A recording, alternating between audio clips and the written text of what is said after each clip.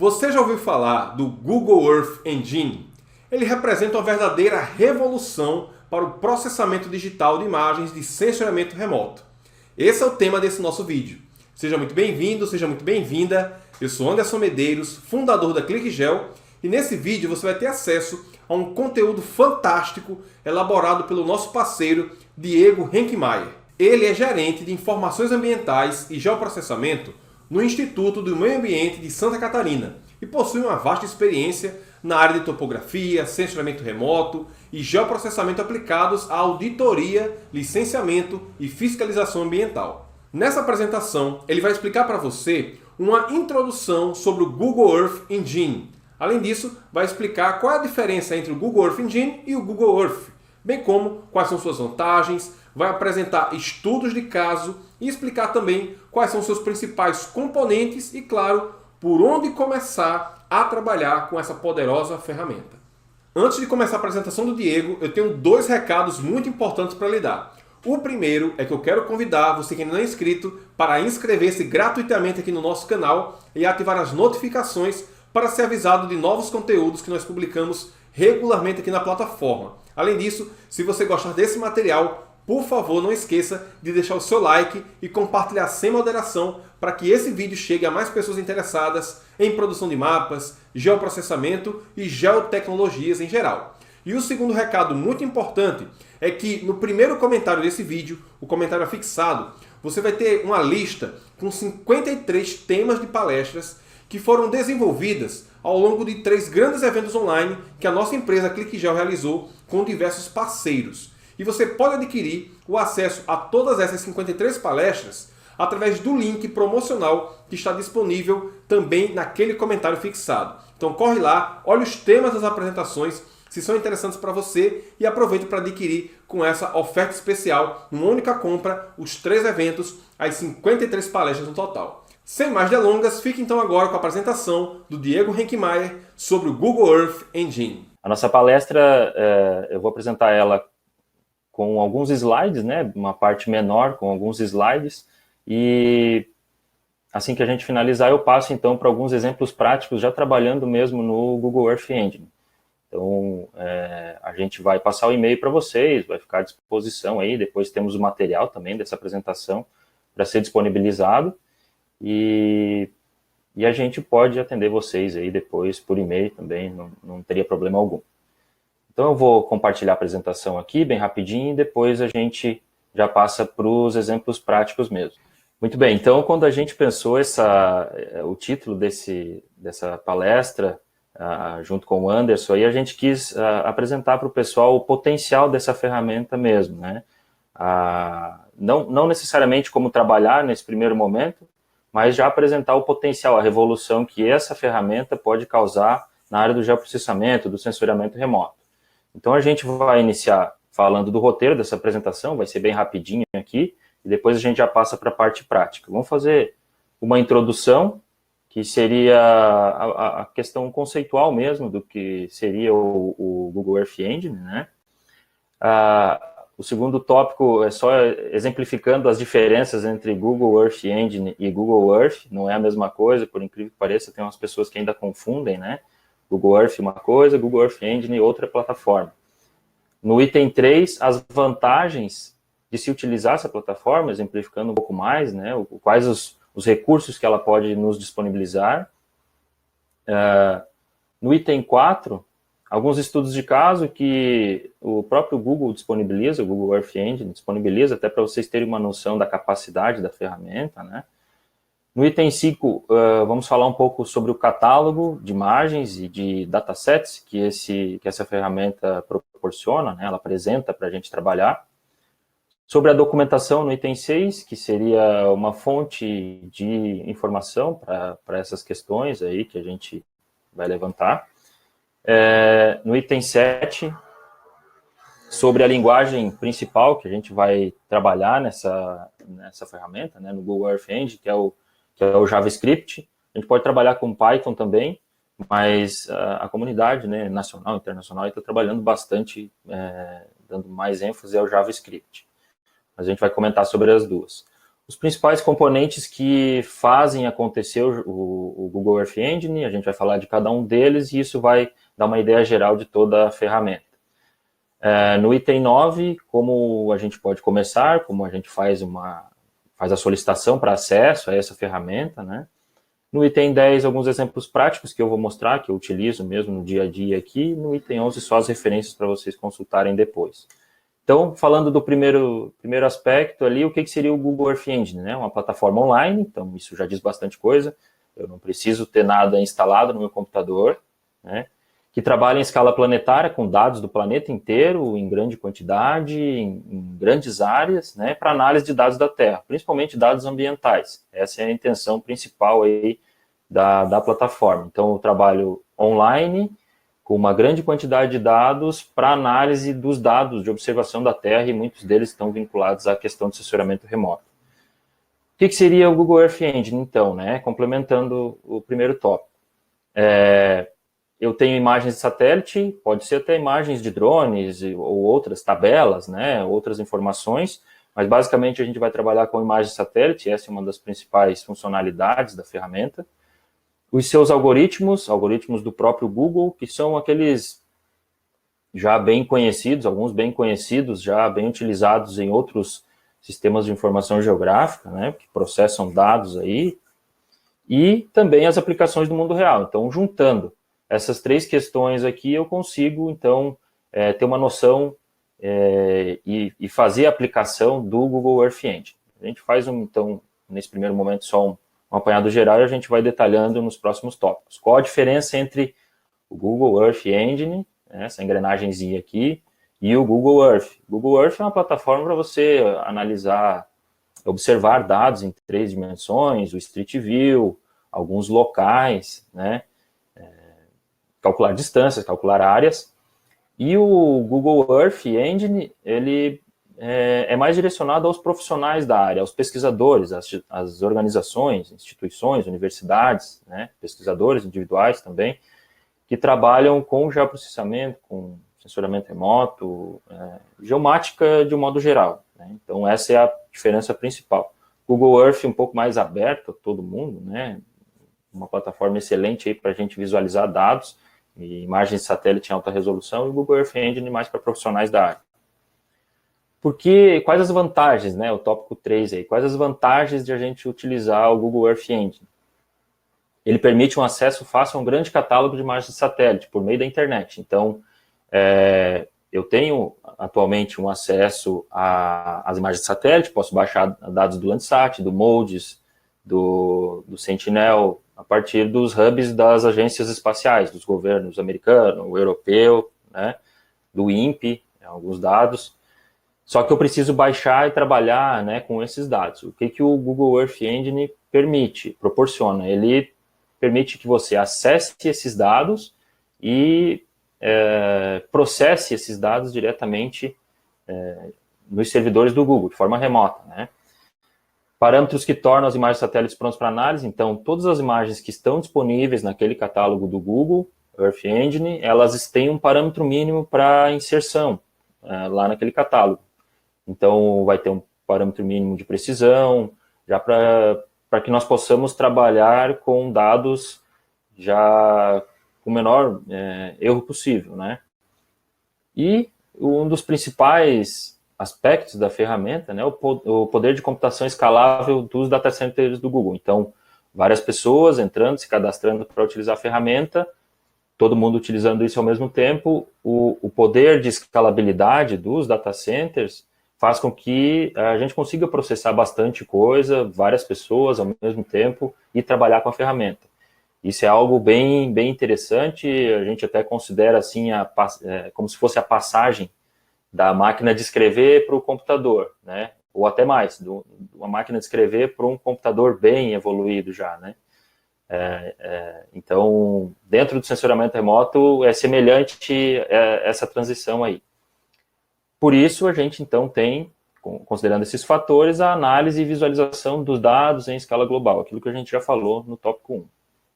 Então, a gente tem alguns estudos de caso, deixei o link aqui só para vocês acessarem, quem tiver interesse depois, a gente vai passar esse material. Nesses estudos de caso, o Google apresenta algumas ferramentas disponíveis para a gente ter uma noção, né, de todo o potencial dessa ferramenta. Então, uma delas, e é uma das mais utilizadas, aí, que está à disposição, o pessoal acessa bastante, é o Global Force Cover Change. Então, alguns professores universitários, né, fizeram o processamento com o auxílio do Google Earth Engine, e nesse processamento foram mensurados, né, os ganhos e as perdas de vegetação no mundo inteiro em 10 anos. Então, 12 anos, na verdade. Então, se não fosse o potencial de uma ferramenta como essa do Google Earth Engine, dos servidores do Google, né, para processar essa quantidade grande de imagens, nesse caso aí foram as Landsat, não seria possível de realizar esse trabalho, né? E é claro que a gente pode utilizar parte dessas funcionalidades também para processar dados em grande quantidade aqui, que surjam, né, das nossas necessidades também. Coisas que não seriam possíveis com um simples computador, como eu estou utilizando agora, como todos estão utilizando agora. A partir de um tablet, por exemplo, eu posso processar uma grande quantidade de dados, e isso é algo bem interessante para a gente que trabalha com assessoramento remoto e geoprocessamento. Outros exemplos também, né, mapa da vida, tem esse mapa aqui apresenta um pouco da biodiversidade, ele faz vários cálculos, vários processamentos.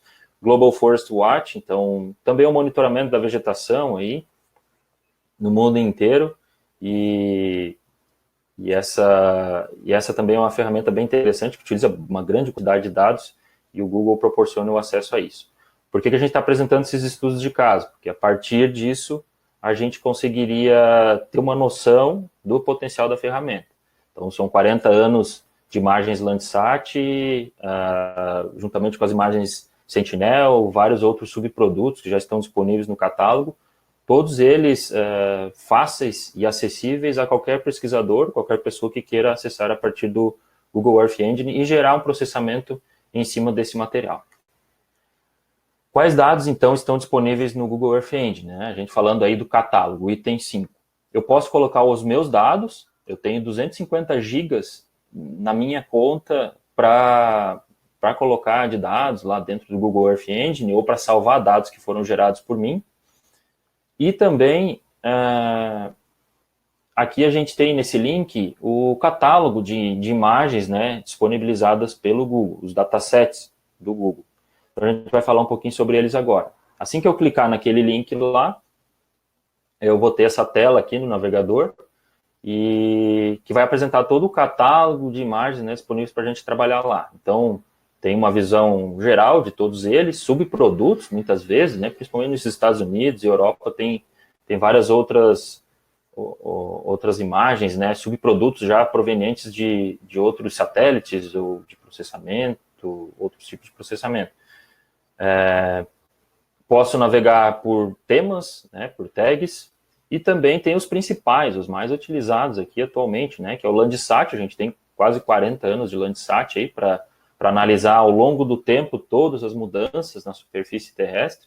Temos o MODIS, né, também bem interessante de ser analisado, e o Sentinel aí, que é a sensação do momento aí, né, lançado, o primeiro lançamento foi em 2015, e faz o Sentinel faz parte de toda a constelação Copérnicos, né, o programa Copérnicos, que é o programa sem precedentes aí da Agência Espacial Europeia, que apresentou vários satélites extremamente interessantes aí para o monitoramento da Terra. E nesse último, só mostrando para vocês aqui então, se eu fosse clicar, né, na aba do Landsat, eu teria, por exemplo, à minha disposição, sem que fosse necessário fazer o download dessas imagens, o Landsat 8, Landsat 7, Landsat 5, de 84 até os dias atuais. Então, geralmente, depende muito do catálogo, do tipo de imagem, mas essas imagens são adicionadas com 2 dias, 1 semana, 3 dias, 1 dia, dependendo do satélite, no catálogo do Google Earth Engine. Então, só exemplificando, falando de Landsat nesse caso, a gente tem todo esse material aí à disposição para fazer o processamento. Ao clicar aqui na seta, onde mostra a seta, na API Docs, né, a gente vai ter o acesso a toda a documentação mais específica do Google Earth Engine. Então, como eu vou trabalhar com uma imagem, como eu vou trabalhar com um dado vetorial, como que eu vou fazer determinado processamento, como que eu vou fazer uma classificação de imagens. Então, tudo está detalhado aí. Não temos ainda essa documentação em português, né, mas ela é bem interessante. Ao longo do tempo, ela vem evoluindo muito, né? No início, o Google não tinha apresentado uma documentação muito boa, agora eles estão evoluindo bastante em relação a isso. Ao clicar naquele local onde eu apresentei a seta ali, API Docs, a gente cai numa tela que possui esse menu aqui, Guides, Reference, Tutorials, Edu e Data Catalog. Então aqui a gente tem uma outra gama de informações que a gente pode obter a partir desse link aqui, com toda aquela documentação que eu havia falado para vocês, né? O item 6 aqui, documentação. Então, a gente tem o passo a passo de como trabalhar com essas informações em JavaScript e a partir delas é possível a gente executar, então, alguns processamentos dentro do Google Earth Engine. Muito bem, eu tenho, então, a ferramenta, a plataforma lá disponível, mas como que eu vou trabalhar nela? Eu preciso, então, entender um pouquinho de programação, né? de lógica de programação e um pouco de linguagem. JavaScript, pelo menos, né? Ele trabalha também com Python, mas a gente vai focar aqui no JavaScript. Eu estou disponibilizando para vocês aí alguns links para vocês, para quem tiver interesse em trabalhar com a ferramenta, tem vários sites aí que auxiliam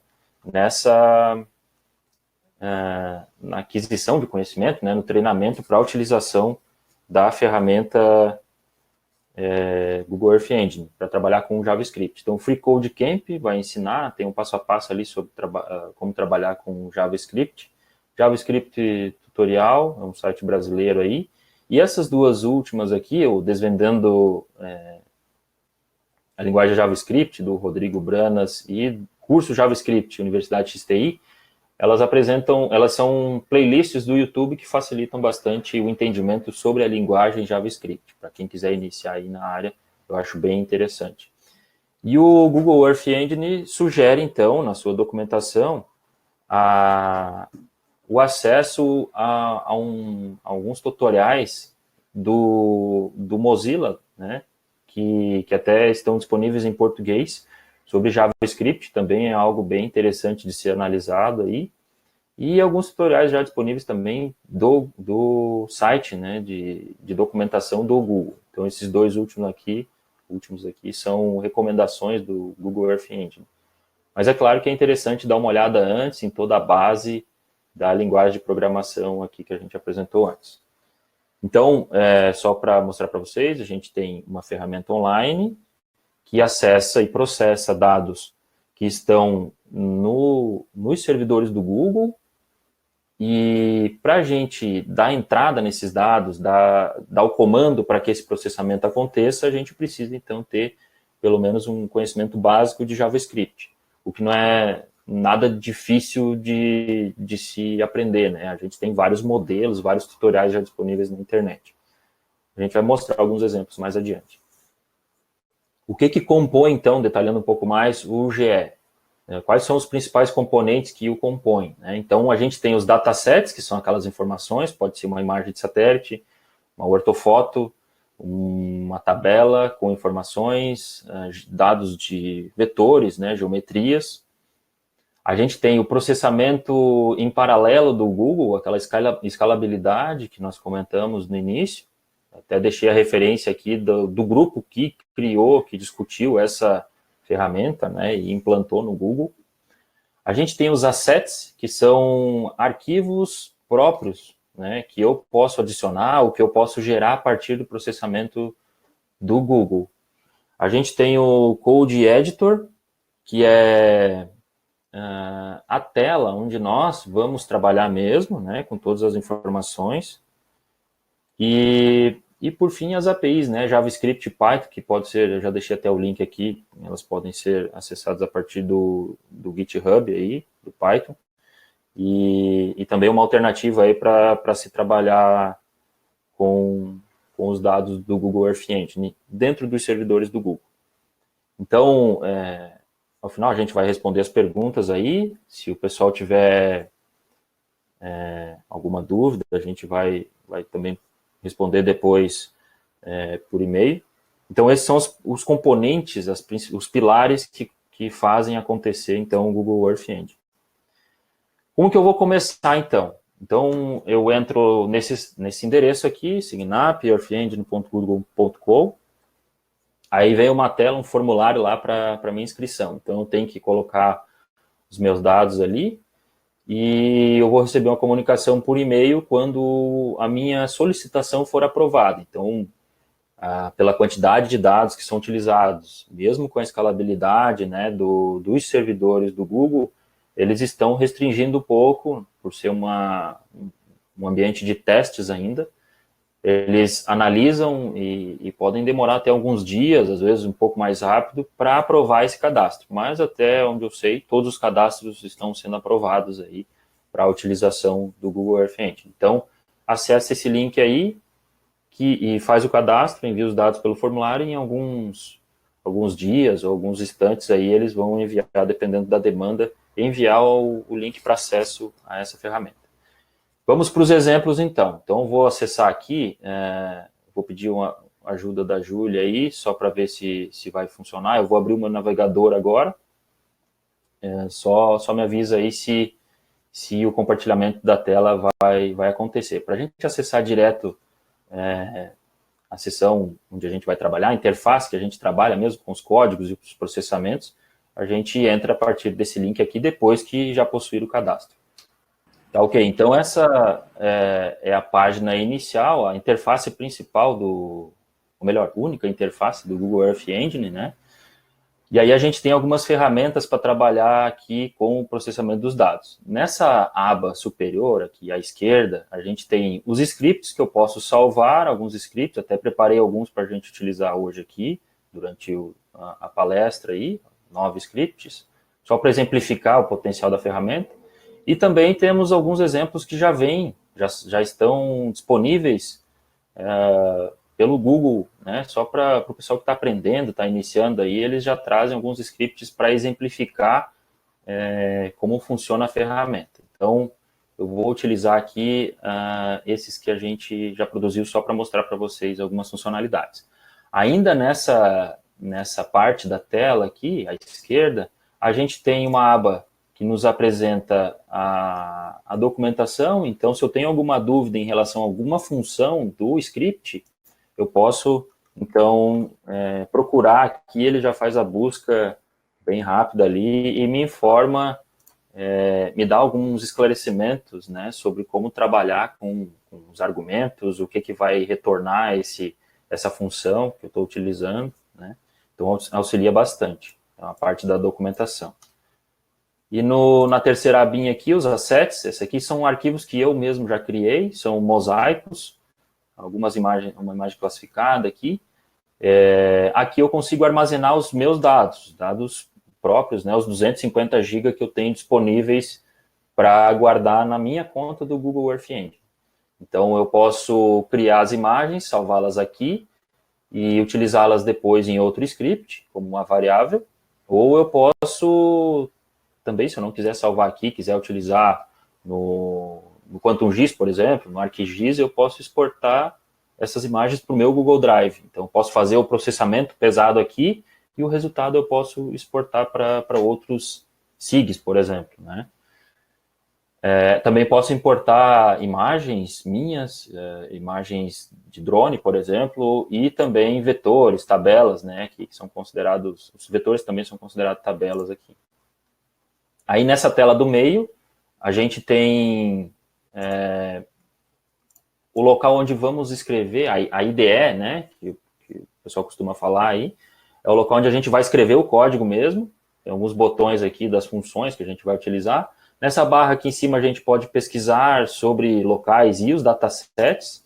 Então, por exemplo, quero saber como que eu vou chamar lá no meu código Sentinel-2. Então, ele apresenta aqui todas as informações relacionadas ao Sentinel-2, se eu clicar, né?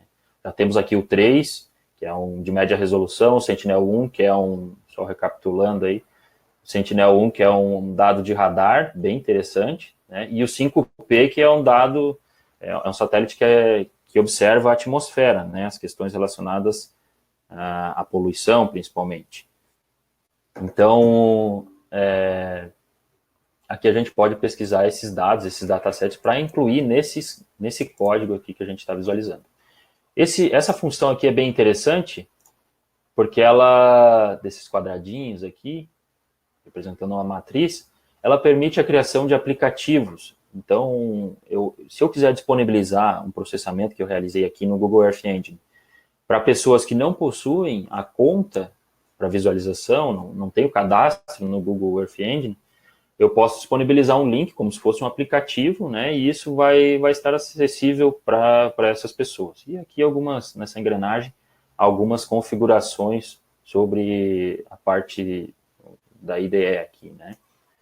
Nessa última tela, à direita, eu tenho o console, então aqui eu vou ter mensagens de erro, mensagens que eu quiser que sejam apresentadas, né? Eu utilizarei o comando print aqui, ele vai apresentar várias informações relacionadas àquilo que eu estou processando, que eu estou buscando.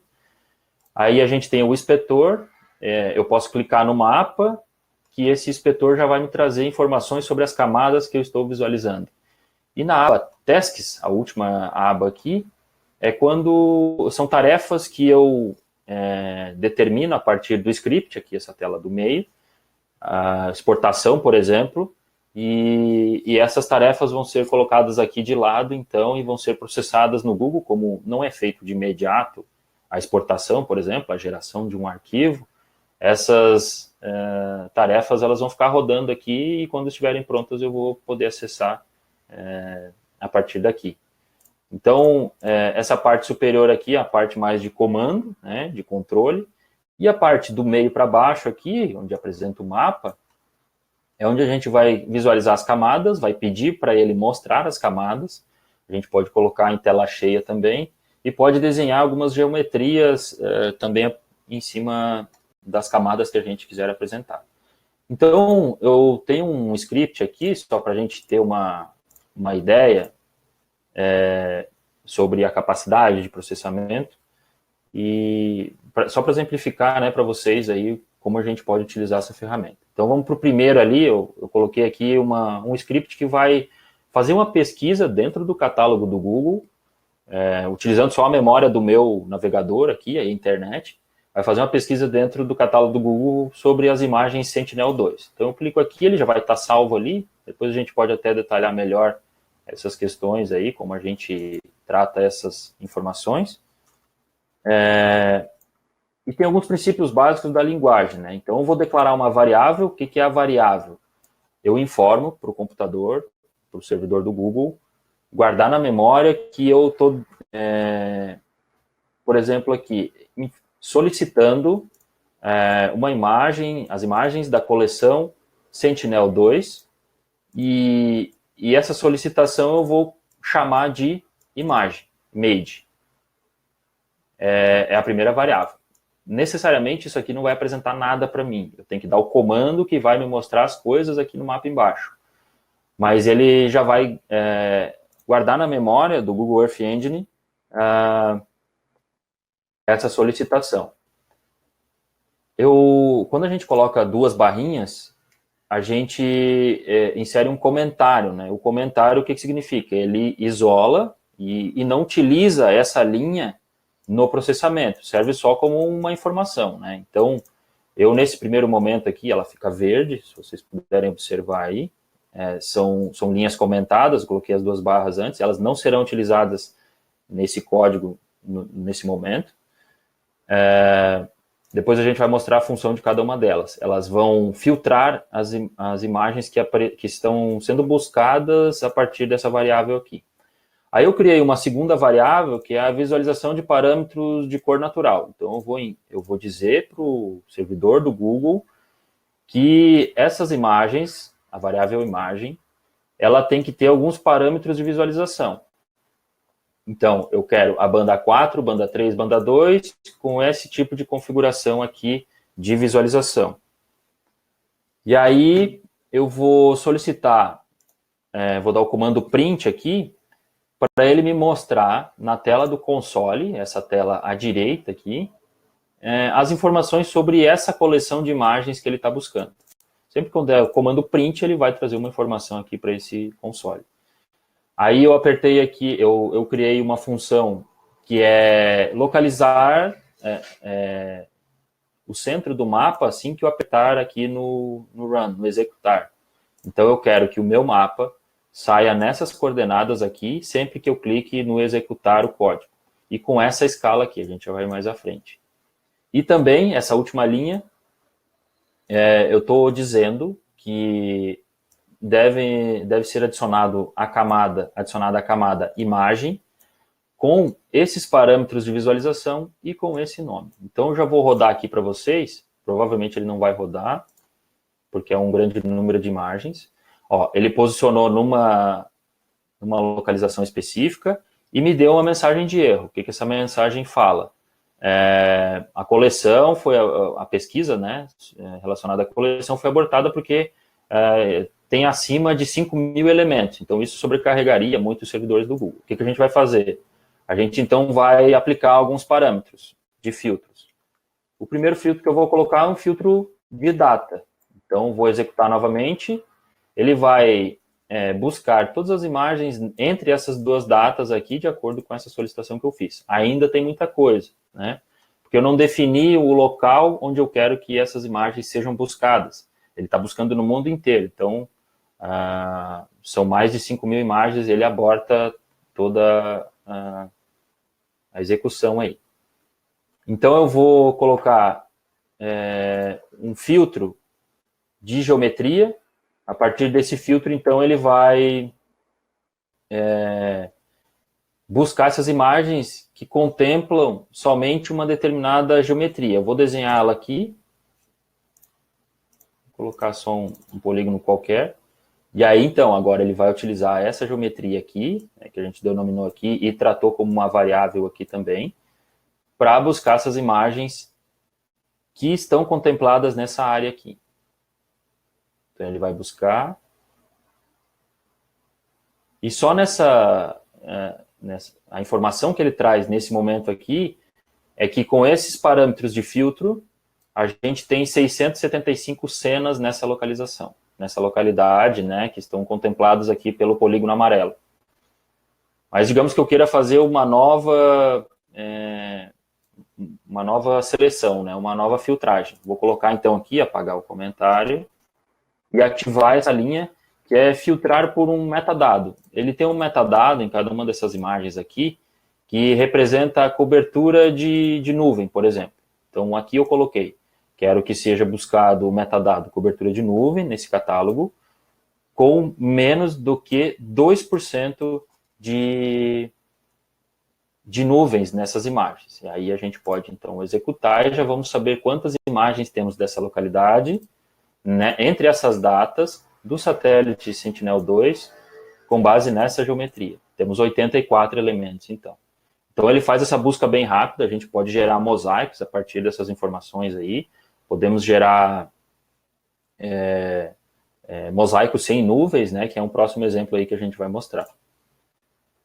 E aí, nesses parâmetros de visualização aqui, a gente pode ir alterando também, né, o tipo de configuração, a gama, né, da visualização dessas imagens aí. A gente pode alterá-las por aqui, por essa tela, ou também já inserir no código para elas saírem automaticamente. Eu posso também, vou passar para o segundo script aqui, eu posso também criar outras composições. Então, digamos que eu determinei, eu sei que eu quero utilizar essa imagem aqui, então eu estou utilizando uma variável, vai lá, eu peço para o Google, busque essa imagem aqui, Copérnico Sentinel-2, dessa data, essa cena, né, e adote esses parâmetros de visualização, igual a gente utilizou lá no outro. Peguem nesse primeiro aqui, a falsa cor que representa a vegetação, que é o B8, B4, B3, com essas configurações de visualização aqui também. Aí depois pedi para ele criar uma paleta de cores para o NDVI e também depois o cálculo do NDVI. Então, tudo isso aqui ele vai criar com base nessa imagem de cima. E também, obviamente, no final eu preciso determinar que ele mostre essas imagens, essas combinações, essas composições coloridas no meu mapa. Então, eu vou apertar no executar aqui, e ele vai pegar essa imagem do Copérnicus, aqui Sentinel-2, vai adotar todos esses parâmetros de visualização.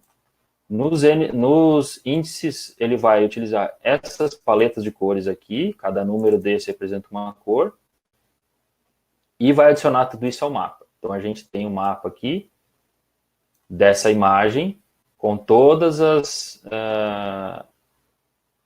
as composições coloridas dessa imagem. Só para exemplificar para vocês a rapidez que ele monta essas imagens aí. Eu não sei se pela internet, pela transmissão aí está sendo possível detectar, mas aí é bem rápido, né? São poucos segundos e ele busca várias imagens e adota todos esses parâmetros. Aí tem uma aplicação interessante aqui, que é a detecção de enchentes que eu fiz para uma determinada região. O que ele faz? Eu pedi para ele buscar imagens de radar em um determinado período de tempo para uma imagem antes da enchente, uma imagem depois da enchente. Então ele foi dentro do catálogo e buscou essa imagem antes e depois. Adotei alguns parâmetros aqui de detecção daquilo que seria uma área alagada e pedi para ele executar. Então vamos rodar aqui para ver o que ele vai mostrar. As imagens de radar, né, para quem não sabe, ela é diferente do sensor óptico, ela tem princípios diferentes de funcionamento, ela não sofre muita interferência das nuvens, né? Então, o que a gente fez aqui? Eu tenho uma imagem, vou fazer um pouco mais devagar aqui, porque eu não sei como está a transmissão aí pela internet. Tem uma imagem de radar ao fundo de uma determinada área, próxima a um rio que foi alagado, né? Mas nessa primeira imagem aqui é antes da chuva torrencial, antes de estar alagado. Aí depois eu peguei a imagem depois da enchente, e aí já é possível ver algumas manchas pretas aqui, pode ser queimada, pode ser área alagada, né? Mas é algo que está diferente da imagem inicial, e pedi para ele aplicar alguns filtros e alguns processamentos para determinar essas manchas, detectar essas mudanças, e isso pode ser utilizado para supressão de vegetação também, detectar essas mudanças aí em relação à primeira imagem e à segunda. E ele já vai gerar para mim uma espécie de vetor aí que eu posso exportar daqui do Google Earth Engine para trabalhar em outros programas. Qual é a diferença? Eu consigo acessar o catálogo, não preciso baixar a imagem e posso fazer de uma área gigantesca, né, esse processamento. Esse era o nosso quarto script aí. Eu tenho um script um pouco mais detalhado, um pouco mais avançado aqui sobre a geração de mosaicos. O que eu solicitei para o Google? Eu quero um mosaico que seja abrangente, né? Pegue imagens de um determinado período. Quero que o servidor consulte todas essas imagens, selecione os locais onde tem sombra e nuvem e troque esses locais que tem sombra e nuvem, né, os pixels que eu não vou poder utilizar para classificação de imagens ou para visualização, por exemplo, e substitua por outra imagem. Então, eu tenho uma imagem que num dia estava sombreada por causa da nuvem ou por causa do relevo, e uma imagem no dia seguinte que não tinha essa sombra. Então, eu solicitei que o Google substituísse, reportasse e substituísse isso. Esse aqui é um script bem interessante porque ele mostra o potencial da ferramenta mesmo. Né? O que a gente fez? Então, colocou esse algoritmo que substitui pixels escuros, né, de sombra e de nuvens. Determinamos uma data inicial, por exemplo, aqui eu coloquei 1/1 de 2017 e a data final 19/10 de 2018, solicitando imagens do Sentinel-2 com uma determinada geometria, né, e considerando essas duas datas aqui. Além disso, eu pedi para ele apresentar no console a informação relacionada à quantidade de imagens que eu estou utilizando nesse processamento. Solicitei também que ele centralizasse a imagem em uma determinada escala, que é esse número 7 aqui, e também em uma determinada coordenada, um centro de coordenada. Pedi para ele adicionar esse mosaico que seria criado, pedi para ele colocar também um título na minha tela aqui, só para exemplificar, né, para as pessoas que forem rodar esse código terem noção do que se trata, E também coloquei um código aqui que vai fazer a exportação dessa imagem para o meu asset, que é essa aba aqui à esquerda, ou para o meu Google Drive. Então eu vou pedir para ele executar aqui, só para vocês terem uma noção do que seria esse script. Eu quero que ele selecione o mosaico dessa área aqui, contemplando essa área que eu desenhei aqui no mapa mesmo. Eu poderia ter importado um polígono. E entre os dias 1/1 de 2017 e 19/10 de 2018, de imagem Sentinel-2. Substitua todas as nuvens que existem nas imagens até chegar ao ponto de chegar ao mosaico que não tenha imagem e sombra. Eu acho que isso aí é algo sensacional que a gente não conseguiria fazer com grande quantidade de dados em um computador normal. Aí eu pedi para ele mostrar essas informações e ele traz algumas informações aqui. Ele gerou um mosaico com 12 bandas, que é a característica mesmo do Sentinel-2, né, 12 bandas, Cirrus, Red Edge, né, que é uma das principais funções aí do Sentinel, detecção de vegetação. E também me trouxe a seguinte informação: nesse processamento, nesse mosaico que ele gerou para essa área aqui, ele criou, ele buscou, né, 1.414 cenas, naquele período que eu especifiquei, para gerar esse mosaico que eu tenho apresentado aqui. Então, regiões onde eu tenho sempre muita quantidade de nuvens, nesse caso aí, elas seriam minimizadas, esse problema, né, com a substituição de cenas relacionadas, né, a essas nuvens, né. Eu tenho uma imagem com nuvem, recorto aquela imagem com nuvem e coloco uma outra substituindo aquele espaço. Então, em poucos segundos aqui que a gente estava conversando, ele buscou no servidor 1.414 imagens, com quase 1 GB de tamanho cada uma, né? Ou até mais de 1 GB, processou essas imagens e me apresentou um mosaico com a soma, com a média de todas essas imagens aí, sem nuvem e sem sombra. Então, essa aí é uma ferramenta bem interessante que a gente pode utilizar. 1.414 imagens seria impossível de eu processar com 1 GB cada uma, né, no meu computador e chegar a esse nível de processamento. E aqui no Tasks, se vocês notaram, ele ficou amarelo, porque ele está me emitindo um alerta, né? Aqui ele traz a informação do arquivo que eu posso executar aqui e baixar e exportar para o meu Google Drive ou para os meus assets aqui dentro do Google mesmo. Ok, então a gente apresentou nesse script a geração de um mosaico que seria gigantesco, né, com 1.400 imagens. O Google Earth em poucos segundos calculou a mediana dessas imagens, é uma função aqui, propriamente dos algoritmos do Google Earth Engine, e me apresentou um resultado final substituindo somando todas essas imagens, pegando as características de cada uma, e isso reduz, por exemplo, a interferência da atmosfera, né, quando eu pego várias imagens. Apresentou um mosaico com base naquelas 1.414 imagens. Então é algo bem interessante aí. Eu posso gerar também, tem outras ferramentas, várias ferramentas, eu estou só exemplificando para vocês aqui. O mosaico com a visualização de várias composições em múltiplas telas, eu coloquei algumas linhas um pouco diferenciadas aqui, vou apertar para executar. Nosso tempo já está um pouco curto. E aí eu posso visualizar, então, ao mesmo tempo, várias imagens, composições coloridas da mesma imagem ao mesmo tempo. Caso eu queira analisar, né, fazer alguma análise específica sobre essas composições, detectar alguns alvos específicos, esse script é bem útil. É claro que existe uma infinidade de scripts, a gente está só apresentando algumas coisas que são práticas do dia a dia, né? Até mesmo eu posso, a partir do script, colocar botões, criar interfaces para a apresentação desse mapa e depois disponibilizar como um aplicativo para acesso externo. Por exemplo, essa faixa aqui em cima, branca, escrito Sentinel-2, foi adicionada ali pelo código, né? A gente colocou eu inseri esse título por ali e ele aparece, então, para a gente observar. Então, a gente, além do processamento, pode criar vários tipos de interfaces para visualização aqui nesse ambiente. E também levar isso depois para um ambiente externo para outras pessoas visualizarem.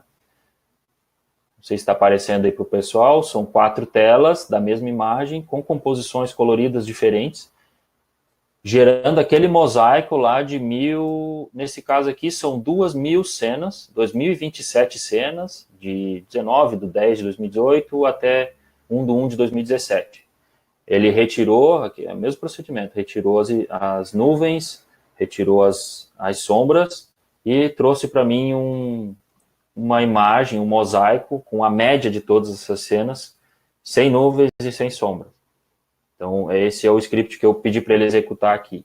E, ao mesmo tempo, ele apresentou isso em 4 telas diferentes, com composições coloridas diferentes.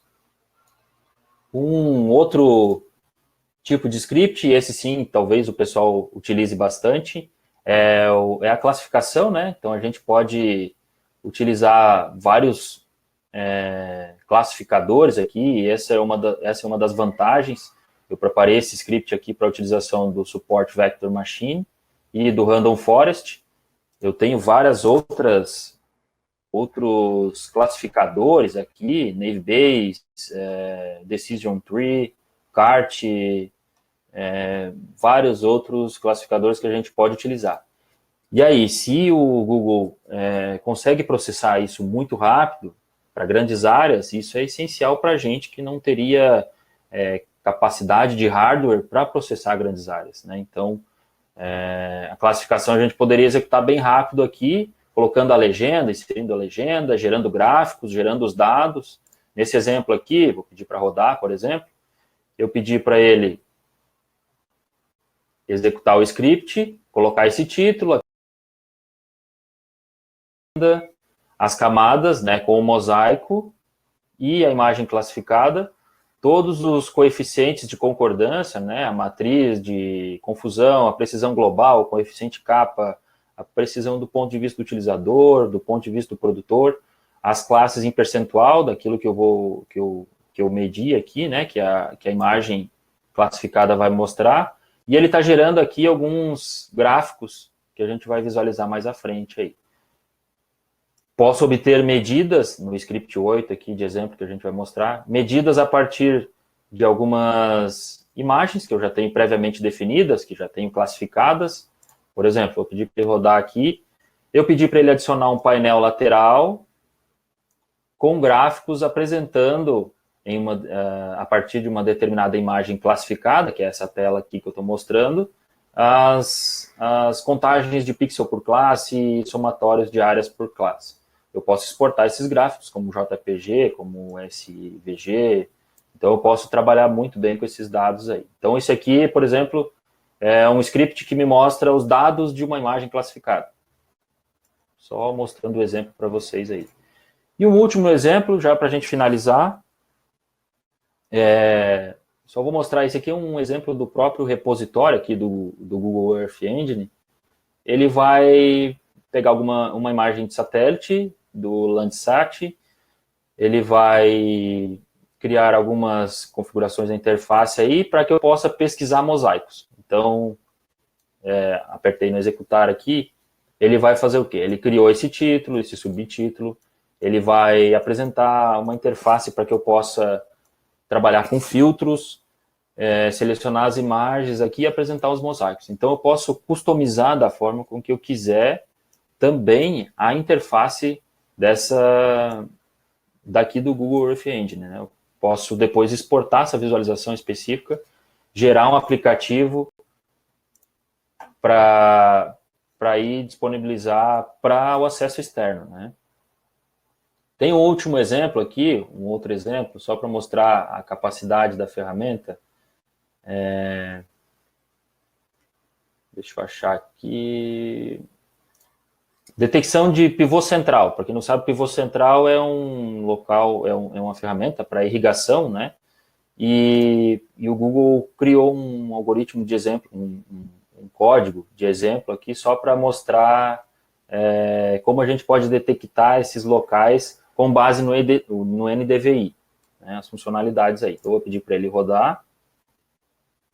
Eu tenho uma imagem de um determinado local aí com vários pivôs centrais, né, plantações no deserto, provavelmente. Eu vou pedir para o Google Earth Engine calcular o NDVI dessa região, e a partir desse NDVI, de um determinado parâmetro de NDVI, criar vetores dizendo que esse NDVI é um alvo específico que eu desejo. Então, tem a imagem aqui, o verdinho, e ele está calculando o NDVI, e a partir do NDVI gerou uma terceira camada, que é a camada que delimita esses pivôs centrais aí, com um determinado tipo de NDVI, né? Percentual de NDVI. Só para finalizar, então, Julie, colocar as referências, né? O pessoal que trabalhou nessa ferramenta e de toda a documentação do GE, de onde eu tirei essas informações, e também passar aí os meus dados, né? Para quem quiser entrar em contato, a gente fica à disposição aí. E aí, pessoal, o que vocês acharam da apresentação do Diego? Vale lembrar que você está convidado para entrar na nossa lista de transmissão disponível na descrição desse vídeo. Além disso, não esqueça de ver os demais vídeos que nós recomendamos nos cards dessa aula e também na descrição do vídeo. E olha, não esquece de ver o comentário fixado desse vídeo, pois tem a recomendação de muitos outros conteúdos que você pode adquirir para acessar quantas vezes você quiser, na hora que você quiser, desde que você tenha acesso à internet, por um período aí de 1 ano para você absorver esses conteúdos. Vejo você então na nossa próxima aula, no nosso próximo vídeo.